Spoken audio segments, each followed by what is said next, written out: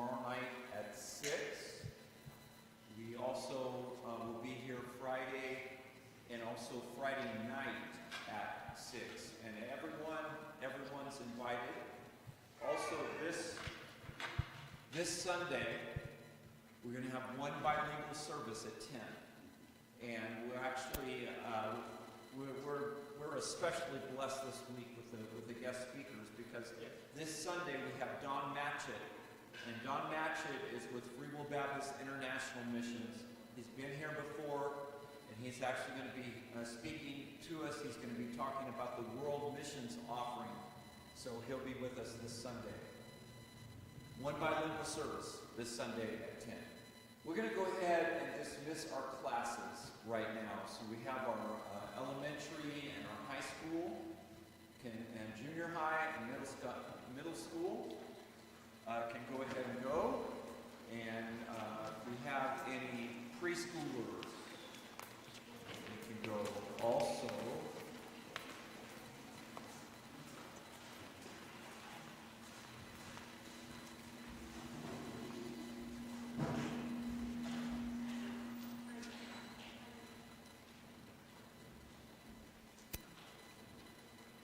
Pastor Frank is actually going to be staying with us tonight. So I want to talk just a little bit about our guest speaker. Tim York and his wife Phyllis are here from the Nashville area. They started a church in the town of Smyrna, Tennessee, called the Grove Church. Brother Tim actually started preaching when he was 12 years old. And so we're especially honored to have him. He holds a very high position in our denomination. He is our moderator, our national moderator. And if you could see him in action, trying to moderate a business meeting with about 500 or 600 pastors, if you could do that, you could do anything. And his wife Phyllis, she also works with Women Nationally Active for Christ, and in the past has worked for Masters Men. And I believe both of them are going to speak to us a little bit tonight. And so I just asked Brother Tim to just talk to us tonight because we don't know him, and he doesn't know us, and so we're gonna have a get acquainted night tonight. And so, also, by the way, they're very tired. They left their home outside of Nashville at 2 a.m. our time this morning. And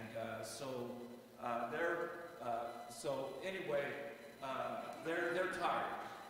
But we're really glad they're here. And so, Brother Tim, would you go ahead and come at this time?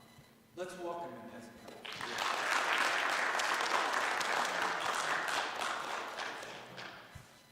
Wow, what a joy to be here. It's always good to be in California.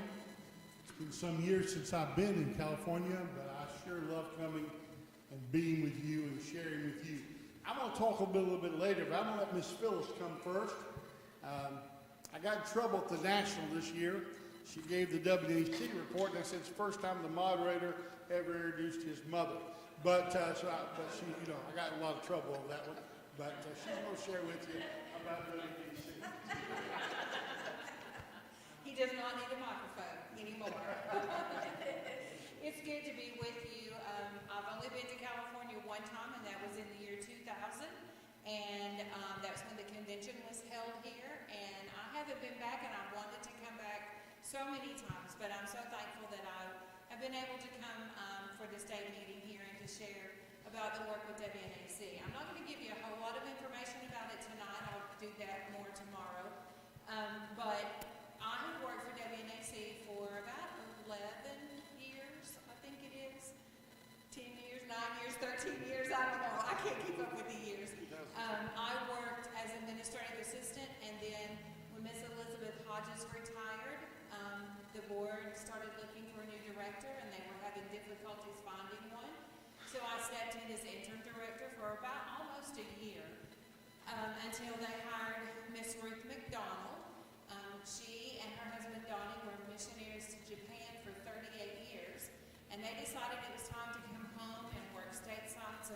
working with international missions, and Miss Ruth is working as the director of WNAC.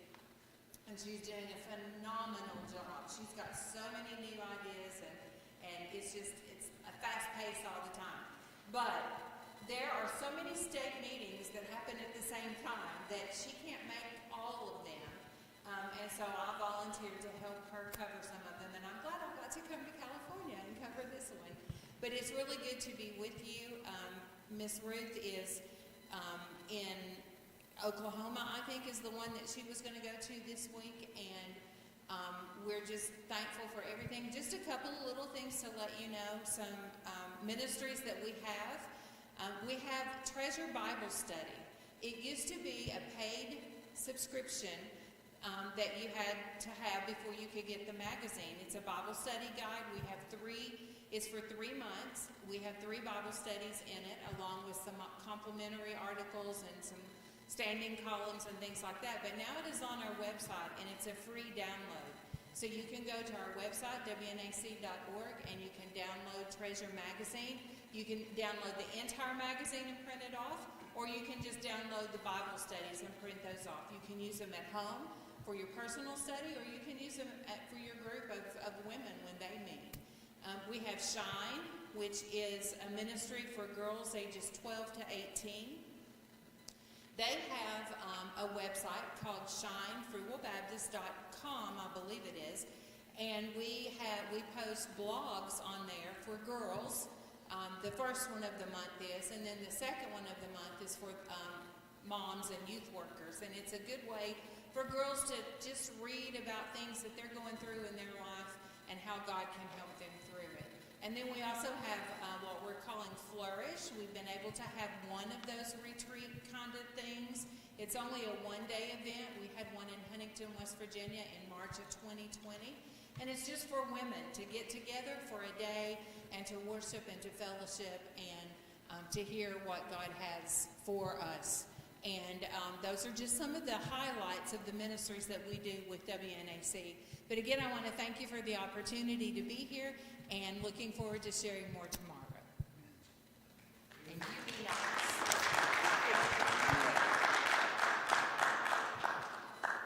Brother Mark asked me to share with you all. I wrestled on what I should share and what I shouldn't share. So I'm going to start with my testimony. How I got to where I am is only by the grace of God. Amen. To all of us. I was born to a single mom in the hills of Kentucky in 1961. Actually, I was born in Columbus, Ohio, because my grandfather and my grandmother my grandfather was a Free Baptist pastor, and when the daughter became expectant, she was kicked out of the home, and her sister took her in. So I'm born in Columbus, Ohio. I'm not a Buckeye. I bleed blue, Kentucky blue. And about when I was probably 8, 9 months old, my grandparents brought my mom and I back to their house, and my grandfather died of cancer when I was 18 months old. So I lived with my mom and my grandmother. My grandmother was a very godly lady who loved me very dearly once I got to her house. Once the stigma was kind of dying down in a small town. You know how that works. She loved me, she cared for me, and she taught me a lot about Jesus. Every Sunday we went to church, Sunday morning, Sunday night, Wednesday night. Every time we had a prayer service, every time we had a revival, we did not miss church, because she believed if I missed church on Sunday or any other time, I had to go see our old country doctor the next day. And I hated shots. I still hate shots to this day. And he believed the penicillin shot would cure anything. And so whether he found anything or not, he gave you a penicillin shot. But at the age of 9 years old, in my mom's grocery store on a Sunday night, I'd skip church. And I was about 2 miles from the church. And I skipped church that night because I was under conviction. It was about 10 minutes till 10 on May 30th, 1971, when I gave my life to the Lord. It was a strange event that took place. On Saturday before that, a lady had wrecked in front of our store, and her car was still running. Her car was upside down. I'll never forget this as long as I live. My mom believed you just do what you got to do. You know what I mean? She didn't fear like a lot of people have fear. I don't know if my mom ever was afraid of anything. And so they're telling her that car may blow up. And she said, well, put Tim in there. He's small enough. Well, if you a 9-year-old kid, he can turn it off. And the trooper said, Joanne, that car's going to blow. She said, not if he goes there and turns it off. You get in there, boy, and turn that thing off. And so I did. And I realized how close I come to dying. And that scared the life out of me. And so the next day, I was under conviction. That night, I got saved, about 10 minutes till 10, and called the preacher and told him that I got saved. And the Lord began to do a work in my life. I'd always known somewhere in the past that God was going to call me to preach. Somewhere there's a paper they ask, what are you going in second grade, what are you going to be when you grow up? And I put a preacher. That's all I ever knew I was going to be. Mom said, thank God you got a job where you can talk because you can't do anything else. And so, my mom had a lot of confidence in me. But anyway, Mom wasn't saved. Mom ran that grocery store 7 days a week. My mom worked hard, 16 hours a day to provide a living for our family. It was hard for her. I remember revival started. I was I was a little over probably 9.5 at that time. Revival started, and 2 weeks before the meeting, all the men of the church would meet at noon on lunch hour in that small town, and they'd pray for the revival. So I went to Miss Smith, the principal, because she could tell a radical difference from the little boy who wasn't saved and the little boy who was saved in elementary school. You know, there was no more pranks. There was no more of the things that she had really been after me about. I was on the hit list, and I knew that. And so Miss Smith, I went to her and I said, the men of church are praying. And there was only a little tunnel you had to go through to go from the school to the church in our town. And so she said, okay, you bring your lunch and you can do that. So every day I'd go pray. And I was praying for my mama to be saved. Well, the revival came, and I will forget. Little boy's faith. I wish I had that kind of faith. You know what I mean? There was no doubt God was going to save my mom that week in my heart, in my mind. And I never forget. I waited Sunday, and she didn't come. Sunday night, she didn't come. Monday, Tuesday, Wednesday. We got down to Saturday night. Did you know we used to have revival all week long? Did anybody know that? Most folks think, wow, every night. And you're expected to be there every night. And I have been in meetings where it lasted, almost 6 weeks. But that Saturday night came, and Mom didn't come. And I was convinced, even during the invitation, she was going to walk down the aisle. She was going to walk through the door. I was so convinced. When they dismissed that service, and I knew the revival was over, and my mom was not saved, I was devastated. I was laying face down in the front row of our church, weeping. And my pastor, Vernon Barker, came back, shaking hands with people, came through the crowd, and he just picked me up. And I'd often look at him and say, Brother Barker, could you pick me up now? And he said, not even a leg. But that night he took me in his office, and he showed me 1 John chapter 5. And this is the confidence that we have in him, that if we ask anything according to his will, he heareth us. And if we know that he heareth us, we have the petition that we have desired of him. I quote that to God every night from the time I was 9 till I was 18 years old, when my mom finally came to faith, after Phyllis and I got married. I started preaching at the age of 12. Mom had heard me preach 3 sermons from the time I was 12 to 18. And my mom supported me. I mean, she bought me a radio program. I preached on the radio every week as a little boy. She sent me to Israel twice. I think she's trying to get rid of me there. But anyway, and 4 days before I turned 18, I married an older woman named Phyllis. I wasn't supposed to tell that part, was I, Phyllis? I messed up again. I've been doing that for 44 years. But anyway, we got married, moved off to college, and when we came back, our first revival, Mom got saved. That's a whole nother story. When I got called to preach, the first thing they took me to, I'll never forget this, was a youth conference. We'd been going to the youth conference, but that night they took me and made me the president of the youth conference. Now, we had 300 kids showing up every Friday night once a quarter. Then they took me and made me the president of the Kentucky State Youth Conference, And we'd have 300 or 400 kids show up on Saturday for that one once a year. And so that was kind of how I got started in all this stuff. And so I just thought everybody went to quarter meeting, thought everybody went to state meeting. I didn't know there were people who didn't go. Now that I got much broader, I realize that a lot of folks didn't go. But my preacher said we was going, so we went. And so we would go, and I learned so much. I became a part of the conference and a part of the adult conference. At 14 years old, they put me on a committee. And I was more faithful to the committee than the other people. And they licensed me to preach. And at 14 and a half, I passed all their ordination stuff. And they had some pretty strenuous stuff. I was just studying the Bible, preaching every night. God was using my life in an unusual way. And I remember they called me and they said, Tim, we cannot ordain a 15-year-old kid. You got to be 18 and you got to be married. So I always tell Phyllis, that's why I married her 4 days before I turned 18, because I had to be ordained at 18 and I had to be married. So I had to have somebody, and so she was available. Think I'm in trouble, Frank? Keep getting It's going deeper, isn't it? It's going deeper, yeah. And so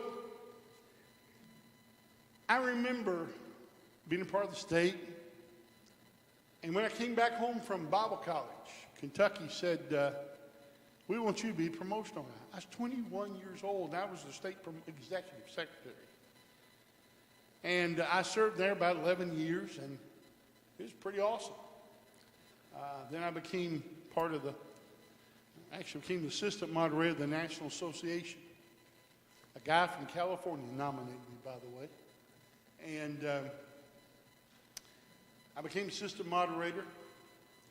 Had 1 year where they didn't renominate me. And I won on the floor. And so from that point on, I was assistant moderator. Then in 2003, that's hard to believe, 20 years ago, they elected me to be the moderator of the National Association. This will be my 19th time to moderate if I live to be there in Raleigh. I've seen a lot of things change over the years.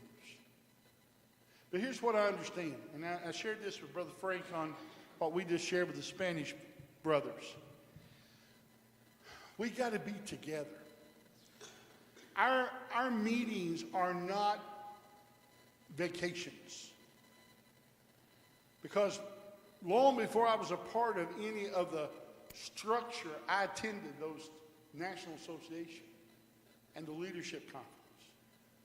And what it did, it helped me be able to speak into every aspect of Free Will Baptist. No matter whether it's missions, no matter whether it's the college, no matter whether it's in the foundation, I had the opportunity to not just speak, but to be a voice. And so let me encourage you. Make sure your pastor just doesn't go to the national, but attends the business meetings. Okay, I'm big on that. I tell them all the time, one of these days I'm going to leave the floor of the convention, turn it over to the moderator, and I'm going to the coffee area and scream, "Get in here, guys!" I'm afraid then they'll vote the wrong way. But anyway, as time goes on and the attack on fundamental Christianity gets harder, it's more important we gather together as men of faith and gather together and agree together and work together, because listen, folks, isolation will destroy us if we don't stay together. And I'll share some stories when I do my seminar on Friday afternoon about people who thought they could be isolated and how that worked out for them. And so I just think it's really important to do this. Let me encourage you. Encourage your folks to go to the convention. Come to the state meeting. Be a part of every part of our work. I love Free Will Baptist. I was a Free Will Baptist. When I got out of college, I worked for a camp for a year as the camp evangelist. And then I went into full-time evangelism on my own. For 13 years, I just preached around the world. That was some of the best days of my life. And Phil says some of the worst days of our lives, because we never got a paycheck. You know what I mean? We lived literally by faith. We never knew from one week to the other if we was going to have money or no money. I mean, that's how we lived for 13 years. And I used to say I would never be a pastor. Matter of fact, I used to tell people I'd have to get a letter from heaven before I'd do that. And one night I went to a quarterly meeting of a mission service. And I just went there because I was the moderator of that local association, and I was there out of just being there. Anybody ever just go to be there? And God spoke to my heart about that church to pastor. I mean, it was as clear as my call to preach. And I drove up the road, and Phil said, "You okay?" I said, "No, I got to tell you something." While we're sitting in that service tonight, the Lord really touched my heart about pastoring Heritage Church. He said, "Well, Tim, they got a pastor." I said, "Well, I know that." So next morning, my phone rings, and it's their pastor. He says, "Hey, I got to tell you something." He said, "The Lord, last night in that service, led me to go start a mission church." I said, "Well, I got a bigger surprise than that for you, big boy." In that same service, the Lord led me to take your church. Now, understand, that church had a lot of conflict. I can remember many a night driving home and looking at Phyllis and saying, "Why didn't God give us a real church?" I mean, it was conflict. I read their minutes. The first day I became their pastor, I spent a whole Monday reading their minutes, and they had fought. One of the neat things about the clerk was she put down what you said. And so I had quotes of what they'd said about each other. I mean, they didn't like each other. But you know what? Within 2 months, we had a foot washing and communion service one night that lasted till 11 o'clock. We didn't start washing feet till 10:30. They got to hugging and confessing and telling each other they're sorry. And the next Sunday, we went from having about 50 or 60 in church to over 380 people showed up because we had a big day. 6 people got saved, and the church blossomed. Then we had a music guy about 2 months later decide he's going to tear it all apart. And he got mad and left because I preached on hell, and his son felt bad. He ought to have been concerned about his son's soul far more than he was about being mad at me. But anyway, he left, and I lied to him. I said, "I'm sorry he was leaving," but I wasn't sorry he was leaving because he was an aggravating, grumpy old guy. Anybody ever deal with people like that? And when he walked out of my office, he put his finger in my face, and he said, "This church will close when I leave." The next Sunday, I kid you not, the next Sunday was Father's Day, 1992. The Methodist church behind us split. And we doubled that next Sunday. And it's never stopped saying, so many people are still in that church even today after all these many years. And we were there 13 years. I left there to go to IM. I was at IM a year, loved what I was doing, but I missed what I said I didn't miss, pastoring people. And so I took a church. That didn't end so well. We didn't agree. And so we went to a town where nobody had a Free Will Baptist Church, Smyrna, Tennessee. They tried 2 other times. And we planted there in Smyrna. And the Grove Church is not the biggest church in town by no stretch of the imagination, but I will say this, I believe we have as much influence as any church in that town. Because we work with the county officials, the city officials. Tomorrow morning, it didn't dawn on me when I scheduled this how long this day was going to be.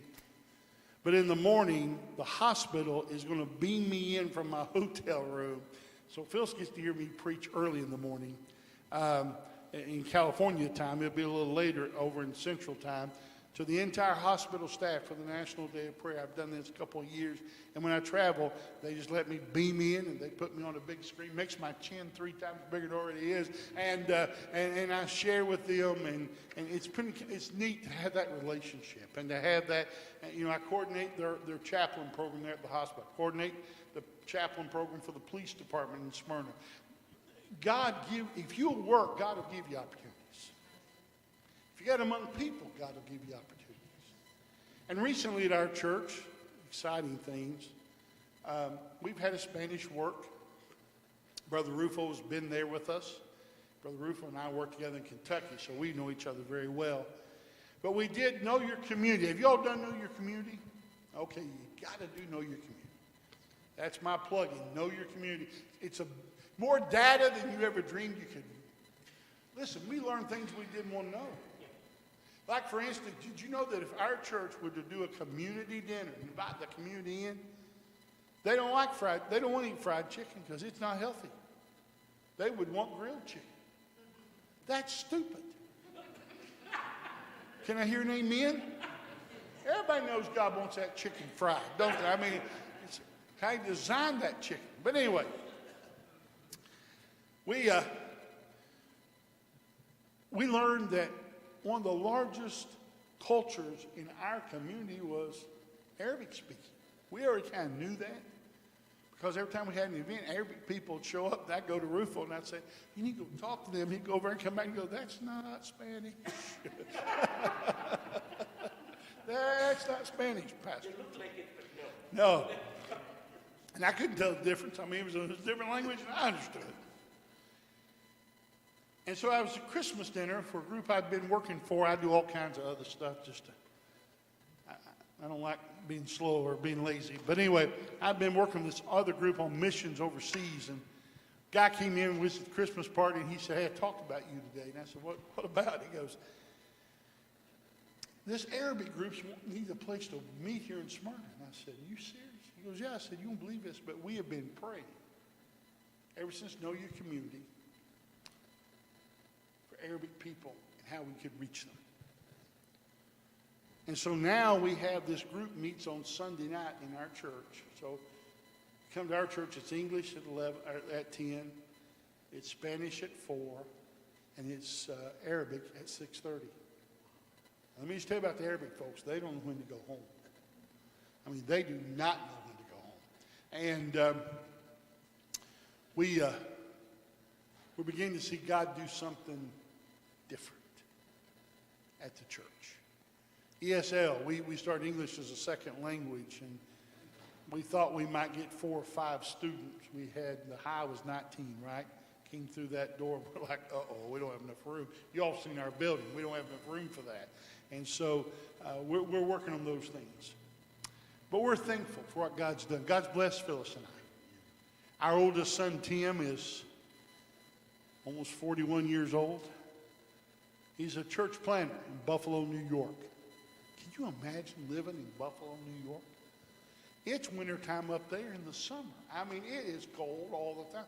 We went up there for Thanksgiving this year, 4 foot of snow on the ground, and they got another 4 foot the next week. That's nuts. But anyway, he's a little short guy. Him and his wife both, we're afraid one winter there's going to come a snow and we won't find them in the spring. You know what I mean? Because it all melts away. And but they're doing wonderful. God's really blessed them. They have 3 boys, 11, 9, and 18 months. If they'd had that 18-month-old, they might not have had the other 2. And then they've got a little girl now. She is 6 months old, Miss Emily. And then our second child. Now remember, our first child is almost 41. Our second child is almost 31. And Miss Anna, she works for Brother Eddie Moody there at the national offices. And her husband, Levi, is our worship leader at our church. And they, remember, all our 4 grandbabies live 750 miles from us. But Anna had a baby in January. And little Hallie Joe, or as I call her, Hallie the Joe, lives 4 doors from us. I think she might get spoiled. And then our son Andy, Andy's 26. He married a Buffalo girl. We can't get away from Buffalo. And he's my associate at the church. He's there taking care of things while Dad travels and does what I do for our denomination. The past 2 weeks, I was sharing with them. Phyllis and I, 2 weeks ago tonight, was at a church in Mississippi. We were at the Mississippi State meeting that Thursday morning. We drove home. I flew out Friday morning in the middle of the night, and by that evening was in New Brunswick, Canada. I was at the Canadian Association Saturday and Sunday, flew home on Monday. We left on Wednesday and flew to Kansas and was in Wichita, Kansas a week ago tonight. I preached the Kansas State Association last weekend. We flew home late Saturday evening, and then we flew out here at crack of dawn this morning. Okay, before the sun wasn't up when we left Nashville. But you know what? I wouldn't have it any other way. God, it's amazing what the Lord's done. During all this time, the Lord allowed me to, and I'm just rambling now, the Lord allowed me to get a doctorate of ministries out of Liberty, which was I had a doctorate, but it wasn't the one that I could teach with. And so I went back to school in my old age and got a degree where I could teach college. And so I'm an adjunct professor with both Randall University, which I love teaching. I get to teach both undergraduate and graduate work there. I teach at Welch as an adjunct professor. But when I got my doctorate, the Kentucky State Association of Free Will Baptists asked me, would you start us a Bible Institute? Because I had grown up. That's really how God began to use me as a 14-year-old kid, was I went to a Bible Institute there in eastern Kentucky. And man, it's amazing. As I learned, my grandmother started telling me, the more you study, the better preacher you're becoming. And what happens, you just learn more, right? You just get more information. And so we started the Big Sandy Bible Institute. I teach it from Smyrna, Tennessee, all over eastern Kentucky, actually all over the country now, because we've got students from everywhere. Did you know you can go to our Bible Institute for free? You can audit for free. Now, if you want to pay $75 a class, you'll get credit for it through the Bible Institute. The classes we teach there are joined with Welch. If you want to pay the tuition, you can get college credit for it. And it's interesting to watch how God is doing it. Well, I thought, man, this is awesome, Now I'm getting to teach all these folks in Kentucky and Indiana and Florida and all these different people. Well, then, I'm at the International Fellowship. By the way, you understand that I'm pretty busy. You understand about my schedule? You ought to read the text when I text Phyllis in the middle of the night from Bulgaria at the International Fellowship and told her I was the new treasurer of the International Fellowship. I got one text said, no.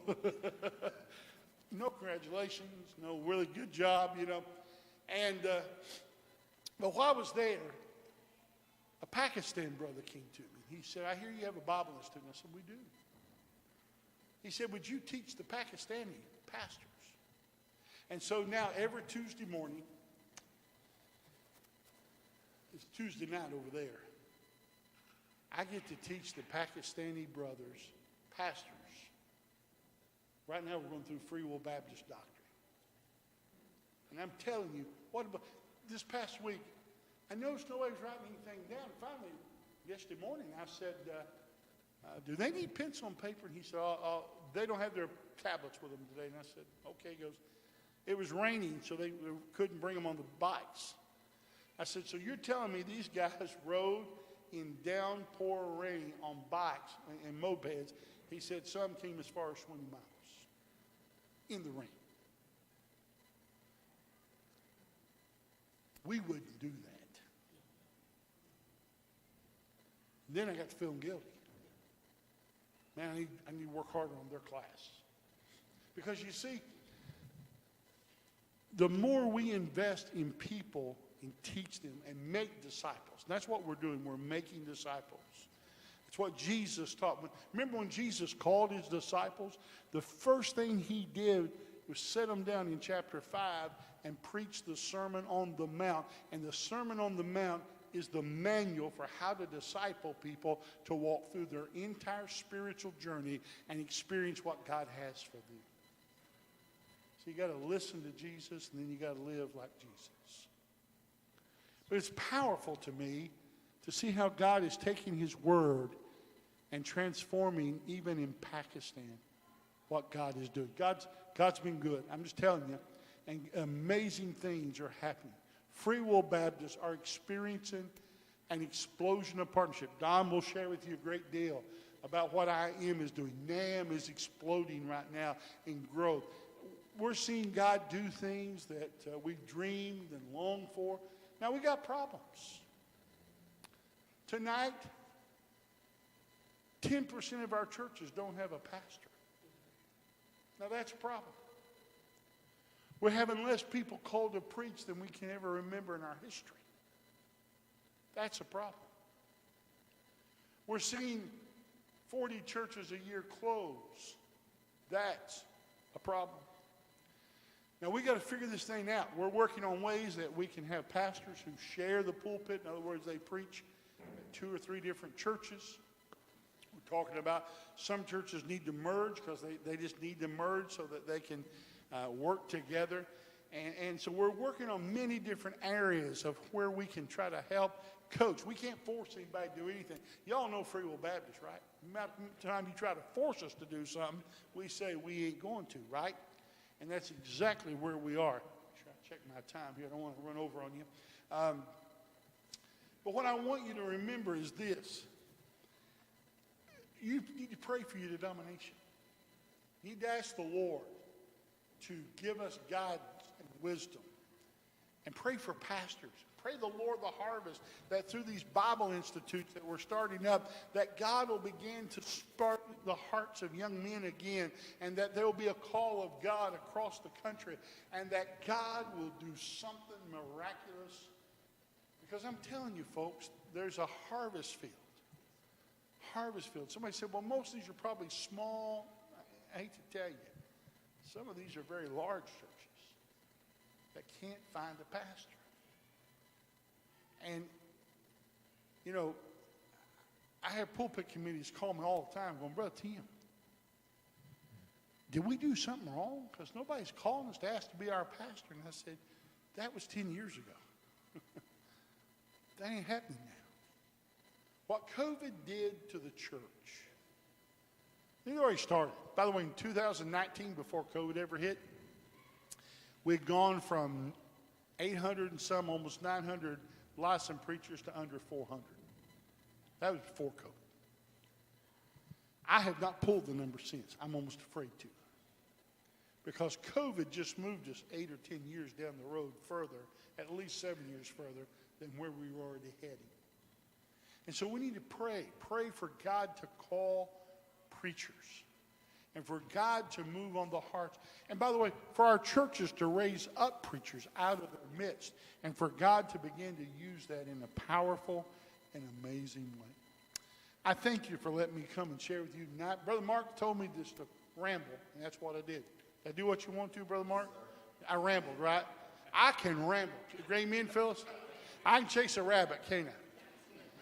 Sometimes I get chasing a rabbit and I even forget what I'm talking about. Anybody ever done that before?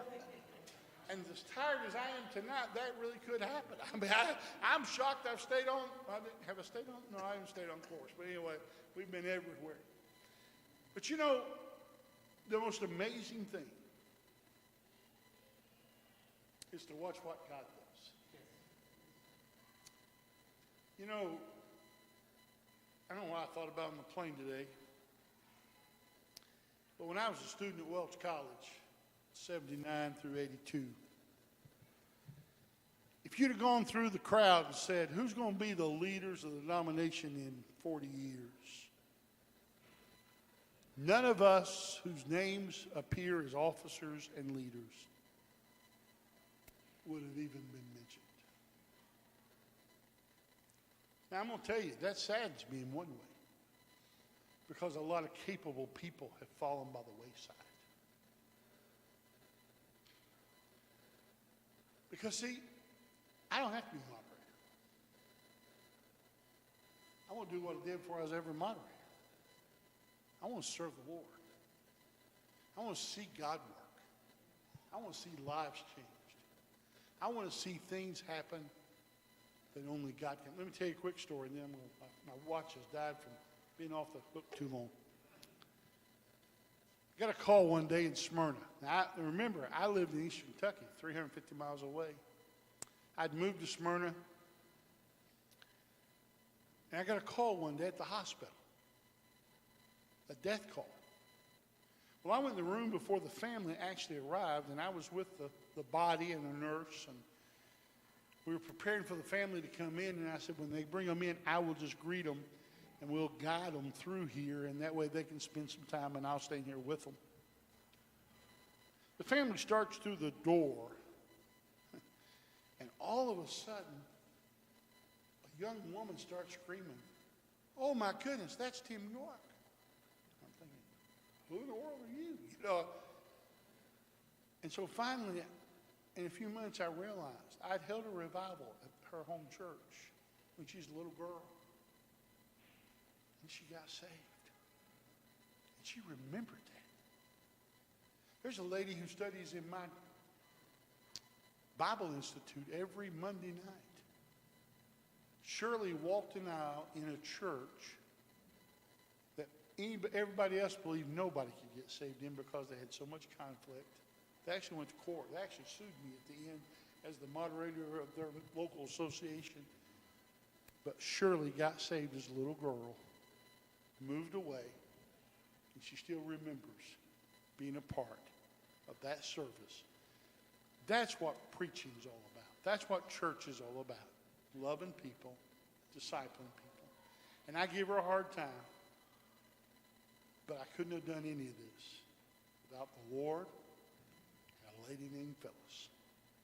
Because she thinks she's the Holy Spirit sometimes.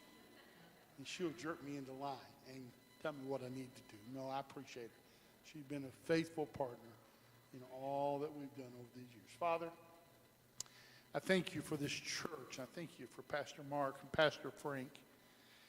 God, how we love those men. How thrilled we were they came and visited with us at the Grove. We were so excited to see them and share together. And Father, I pray tonight you'd bless this church, and I pray you would give this church guidance and wisdom. Bless this state meeting we're about to roll into.